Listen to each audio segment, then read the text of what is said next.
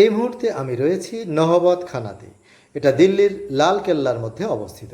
দিল্লির লাল কেল্লা মোঘল বংশের অন্যতম দুর্গ এবং এখান থেকেই মোঘল সম্রাটগণ তামাম ভারতবর্ষ শাসন করতেন। লাল কেল্লা লাল বেলে পাথর এবং সাদা মার্বেল পাথর দ্বারা সুসজ্জিত করা হয়েছে।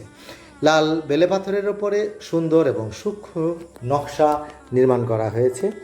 এছাড়া দেখুন, সাদা মার্বেলের ওপরে কি সুন্দর লতা পাতা ফুল ফল ফুটিয়ে তোলা হয়েছে।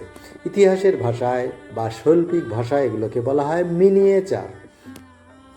এই নহবতখানায় একসময় সকাল সন্ধ্যায় বেজে উঠত করুণ সানাইয়ের সুর।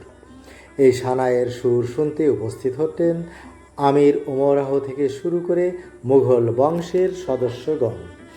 আর এই সুন্দর প্রাসাদটি যার পরিকল্পনায় নির্মিত হয়েছে তিনি হলেন তাজমহলের বিখ্যাত ইঞ্জিনিয়ার আব্দুল হামিদ লাহোরি।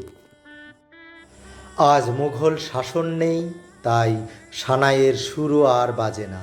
ইতিহাসের নিয়মে কালের গর্ভে সবই বিলীন হয়ে গেছে।